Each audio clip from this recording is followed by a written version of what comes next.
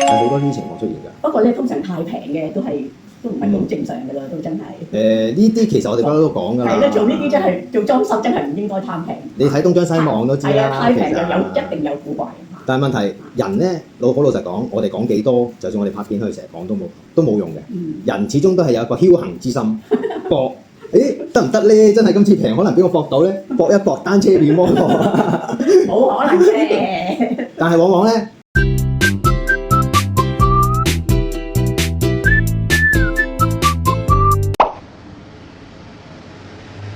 喂 ，hello， 大家好啊！歡迎翻到嚟我呢個分享嘅頻道。今次帶大家過嚟睇呢個咧，就係調遷嘅單位嚟嘅。咁佢本身咧都係住緊呢個附近啦，咁啊因某啲原因啦，咁就唔方便講啦。咁就調遷過嚟呢一個新嘅單位。咁呢一個單位咧就200零尺，咁啊屬於舊式嘅屋邨嚟嘅。咁舊式嘅屋邨嚟計咧，相對嚟講啲單位咧都係會比較四正啦，同埋實用嘅。咁由於屋主咧部分家私咧都係會用翻佢舊有嘅，咁另外咧都係會同佢做咗啲新嘅家私啦。咁例如門口側邊呢一個組合櫃咧，就係新做噶啦。咁呢一個櫃咧，好多人簡稱咧就叫做獅字櫃啦。咁都係有個台面，下面咧都係有個鞋櫃。咁側邊咧都係愛嚟放置啲雜物嘅。咁另外咧中間嘅位置咧就會做嗰隻玻璃門啦，去擺佢應該展示嘅嘢嘅。咁另外個頂嗰度啦，亦都做咗一大個收納嘅空間俾佢嘅。咁另外喺鞋櫃嘅底部咧，見到其實已經係留空咗，去方便去擺鞋嘅。咁當然唔少得啦，櫃嘅角落頭嗰度咧就會做咗個圓角啦。咁呢一種咧都係叫做小圓角。咁依家咧就好興嘅。咁另外呢一個單位咧就同佢鋪咗個石塑地板啦，另外咧仲有鋪咗啲腳線嘅。咁呢隻石塑地板咧就有別於傳統嗰啲咧好多時都係木紋同埋長條嘅。呢一隻咧就係1-2尺方嘅。咁如果大家有興趣咧，就可以睇我另外一條片，嗰條片咧就講到點樣鋪呢啲咁嘅石塑地板㗎啦。咁本應呢個單位咧個牆身咧就同佢諗住批翻灰去翻油嘅，咁只不過咧做下咧就發覺一油落去咧就已經起泡同埋開始反出嚟啦。咁於是都冇辦法啦，都係要鏟咗佢，重新再批過，再油過油啦。咁好多時呢啲舊樓常見嘅問題咧就係嗰啲咁嘅灰底咧，你油啲新油上去咧，我哋俗稱叫虛不受補，一油落去咧佢就反起出嚟啦。咁所以咧，遇到呢啲咁嘅情況咧，就必須要剷起咗個舊有嘅灰底，因為始終舊有嘅灰底咧都用咗幾十年啦。咁另外咧，都同屋主裝咗部匹半嘅掛牆分體機啦。咁另外咧，廚房嗰度咧，亦都係裝咗幅鋁窗，同埋有少少木櫃嘅。好，咁出到嚟廚房咧，已經見到洗衣機咧都已經送咗過嚟㗎啦，不過只欠安裝嘅啫。咁安裝咧亦都唔複雜嘅。咁見到個洗衣機側邊嗰度咧就會有個儲物嘅矮櫃啦。咁另外咧個窗嗰度咧都係會同佢做咗幅鋁窗。另外咧都係做咗個散熱嘅風箱嘅。咁到時咧個雪櫃咧就會放喺左手邊啦，中間就有一個櫃。另外咧右手邊呢一度咧就會放洗衣機嘅。咁亦都同佢做嗰啲落去水喉噶啦。咁呢一個櫃咧就預算屋主咧都係會。到時會放個焗爐或者微波爐嘅，咁下面咧就會做咗幾個櫃桶啦，咁上面咧就會做咗一格格俾佢擺嘢嘅，咁當中咧都係會有啲插蘇位啊，到時就俾佢用嘅。另外個櫃頂咧就可以再放埋啲其他嘅雜物添。咁我哋睇埋廚房嘅另外一邊啦，咁屋主咧就保留咗佢原有嗰個石屎台啦，咁啊做咗2對門仔我哋遮醜嘅。咁啊，值得講一講嘅咧，就係煮食爐位呢一度啦。咁呢一度咧就會同佢做咗個木箱啦。咁啊，佢預算咧就會裝呢啲咁嘅電磁嘅平面爐。咁依家咧就係成個爐已經係凹陷咗，裝咗落去㗎啦。咁另外咧，見到個木箱嗰度咧就會做一啲散熱位啦。連下面呢一個位置都做埋收納嘅櫃桶空間。相對嚟講咧，就成個木櫃咧就可以用盡晒佢啦。而上面亦都係會有個石屎台嘅位置，咁上面咧都係會做咗一大個嘅儲物嘅吊櫃喺上面嘅。咁另外咧就會同佢裝個把抽氣扇啦，亦都同佢做過晒啲電線嘅。咁由於電磁爐呢啲用電比較大嘅電器咧，所以咧通常都會建議係做一個獨立嘅電位俾佢嘅。咁依家見到咧，其實個牆身嗰度咧都會見到好多膠槽啦。咁嗰度咧就係我走電線嘅位置㗎啦。咁另外咧抽氣扇咧都係接埋喺嗰啲咁嘅位置嗰度，咁就方便我做電線位啦。咁見到咧啲膠槽咧係行晒個落頭位嘅。咁另外天花嗰度咧就會同佢做咗兩條掛衫嘅通啦。咁下面咧就會有一對嘅燙鋁窗喺度啦。另外咧都同屋主去拉過啲電位啦。咁啊有啲天線嘅位置咧，因為咧唔係好啱用，所以咧就要拉過去另外一啲新嘅位置嗰度噶啦。咁呢個單位個廁所咧就真係比較細。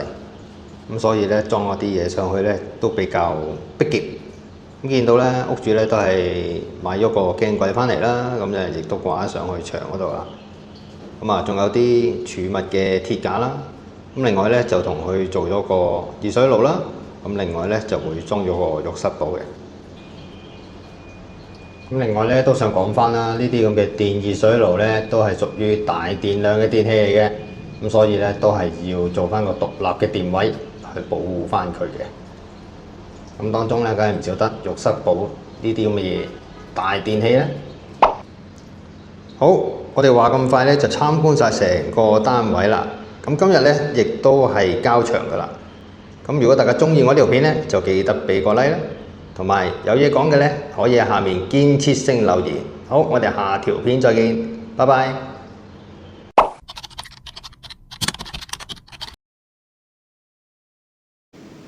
好啦，咁就訪問下你啦。好，冇問題。咁就係啦，你點樣咩途徑揾到我嘅？其實哦，喺網上邊，喺網上面係啊揾到我嘅。喺 YouTube 嗰啲揾到你嘅。OK。係啊，同埋都睇你嘅 YouTube 知道你識好多嘢咯，水啊電啊維修啊，即係雜工人裝修可以咁講啦。總之你好似飯都識咁樣嚇，係啦。咁啊揾你唔使咁煩咯，可以一個人就搞掂晒成間屋咁樣嚇。即係又唔使話去揾好多間公司。係啊，唔使電又揾一個電器師傅啊，油漆又揾個電器又揾個師傅啊，即係總之一間屋交晒俾你就好放心啦。因為有客咧之前都係咁樣做，佢自己即係當判頭咁樣做咧，自己揾啲電嘅翻嚟做電，揾油漆嘅翻嚟做，咁跟住咧都知搞到一鑊粥出嚟。係啊，我都試過啦。因為好多銜接嘅嘢咧，係人哋做完佢嗰份就走㗎啦，唔會同你做嗰其他嘢。係啊，原來油完之後揾電咧，你會好麻煩㗎。係啊，整到啲地方即係唔乾淨啦，又可能會整翻你啲油漆啊嗰啲咁嘅嘢啦，咁我哋唔識噶嘛，唔識做邊飯先噶嘛，咁後尾你嚟做咧，咁你都會講過係咪啊？做晒電先至做油咁樣噶嘛，係啦，即係原來裝修係好多細節嘅嘢咯，我哋唔識咯，係有個程序，做先做同埋後做。係咯，咁揾你做咁咪好放心啦。你樣樣都知道點樣做啊嘛，你樣樣都識做啊嘛。一來啦，起碼知道個程序係點樣做。係咯，咁咪好好多咯。你好似有啲經驗喎，你好似係咪撞過板？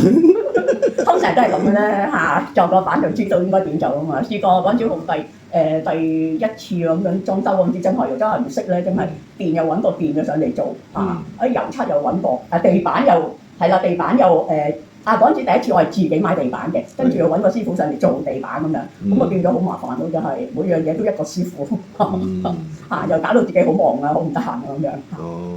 係㗎，呢啲加上又唔係話內行人士咧，係咯，咁所以真係有時都被翹起嘅，真係無從入手啊可以搞到。係啊，咁自己又唔識喎，真係個師傅話乜就乜啊咁樣咧，咁會真係有啲混亂啊咁樣，同埋都會真係做到唔係咁滿意咯。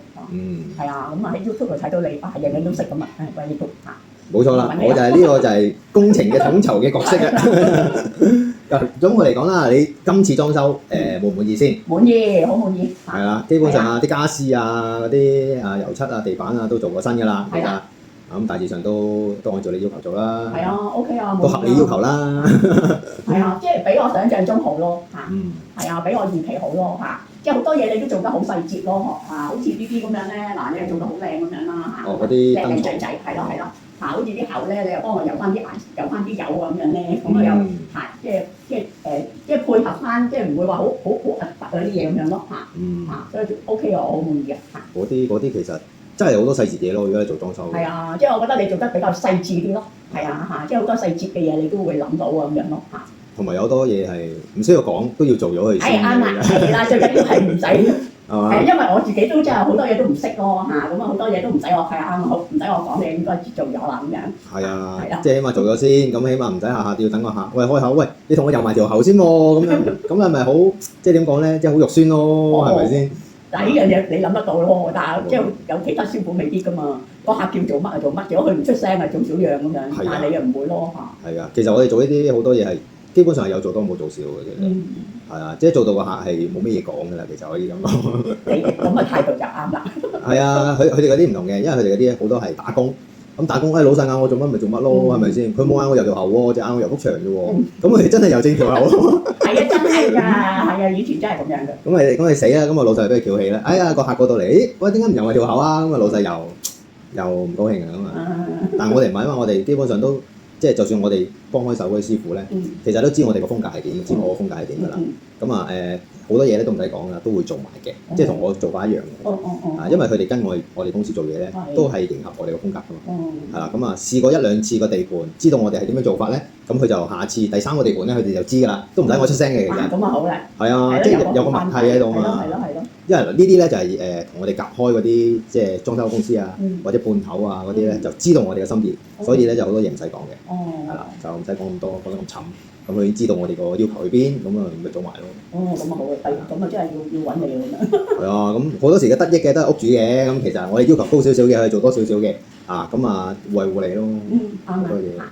咁啊屋主啊開心，咁啊做多咗喎 ，OK 喎，又唔使話另外收錢啊嗰啲，即係好多出邊咧係逐樣計嘅，好恐怖嘅出邊。係啊，有啲係做貴嗰啲咁啦，出邊嗰啲咁嘅套餐咧，其實好多係裝修部好平一個套餐，跟住咧佢慢慢先後期嗰度加你。加個路軌幾錢啊？加個門架，加條燈帶幾錢？逐樣加埋條數咧就好大。咁變咗咧，你臨尾咧埋單嗰陣咧，哇！點解超晒預算咧？係好多呢啲情況出現㗎。不過咧，通常太平嘅都唔係好正常㗎啦，都真係。呢啲其實我哋不嬲都講㗎啦。係啦，做呢啲真係做裝修真係唔應該貪平。你睇東張西望都知啦。係啊，太平就一定有古怪。但係問題人咧，老實講，我哋講幾多，就算我哋拍片去成日講都冇用嘅。人始終都係有一個僥倖之心，搏，得唔得咧？真係今次平，可能俾我搏到咧，搏一搏單車變摩托，冇可能嘅。但係往往咧都係變唔到摩托嘅，都係變單車嘅。係咯，真係。嗱，老實講，人哋做生意嘅，人哋即係精通嗰範嘅，點會蝕底俾你先？係咪先？你做生意要賺錢㗎嘛，係咪先？就算唔賺錢都唔會蝕俾你啦。冇錯啦，你千祈唔好算計人哋嘅專業。係啊，咁平，哇！即係平得唔合理啊！嗰時因為太平，你出去買嘢你都知咩價錢啦。冇錯啦，佢分分鐘揾個黑工過嚟幫你裝，你都死啦，係嘛？所以真係我不停咁拍片，其實都係講呢樣嘢。好多時都會賴一賴咁樣講話，真係唔好揾啲太平嘅，係啊，反正係我哋叫做係你掘個氹俾自己踩咁樣，係嘛？盞搞到自己好煩。係啊，因為唔知啊，我都試過真係好煩嘅，因為哇你嗱間屋又唔開心啦，搞到唔開心啦，跟住你仲要善後啲功夫啦，後尾仲要揾其他啲師傅上嚟搞翻掂佢咯，哇真係煩到嘔嘅真係。做出嚟嘅效果又唔靚啦，又俾多咗錢啦，自己又煩咗啦。係啊。咁如果好似我哋呢啲咁樣，你放心，條鎖匙交埋俾我嘅，我一陣俾埋鎖匙你啊，記得。咁你咁信任我嘅，咁我就當然同你即係搞得妥妥當當，唔使你煩啦，係咪先？咁同你安排好晒啲嘢。係啊，又預期收樓啊咁樣。係咯，又唔會話即係甩甩漏漏啊咁樣。係咁就。呢樣好重要咯。呢一樣其實我睇咧就係即係好似一個購買嘅服務咁樣，即係你行到一間店去買嘢，咁個服務好唔好咧？咁比喻翻我哋裝修嚟計咧，即係我中途係點樣同你講解啊？點樣同你做啊？點樣同你協調啊？咁樣呢一種都係叫服務嚟嘅。係啊，係啊，唔係淨係話真係同你做由一幅牆咁簡單，當中你點樣同我安排，點樣同你解釋啊？點樣去幫你手去做呢一件事啊？咁樣所以好緊要㗎呢樣嘢，我覺係啊得。揾到一個好嘅師傅好緊要。有嘅，出邊都有好多嘅，係啊。不過睇下我今次你，都好好運下，都揾到你嚇。OK 啦，我都好好運啦，揾到啲咁好嘅客，係咪？我都覺得我係一個唔錯嘅客人，係啊！如果 OK 你嘅總之你幫我做得妥妥當當咧，即係我都唔係一個好難相處嘅人咯。你算係唔難相處嘅。係啊，如果你嗰日你做得唔妥當咧，我因為見得客比較多啦，因為有啲係好難相處嘅，真係我哋可能要求太高。一來啦，係啊，嗰啲就遲啲可能有機會拍片先講啦，即係唔係數佢嘅問題係比較要求高少少，有啲要求嘅。咁啊，每人唔同嘅嚇。係啦，有啲品味嘅。係啊。咁你咧就唔係冇品味，不過咧就係平易近人啲咁樣嘅意思啫，係啦。OK 啦，咁啊，今次個訪問就到呢度啦，最緊要你滿意。滿意。係啊，你滿意就 OK 啦。有咩事再揾我。冇問題。OK，咁啊係咁啦。好。OK，唔該晒。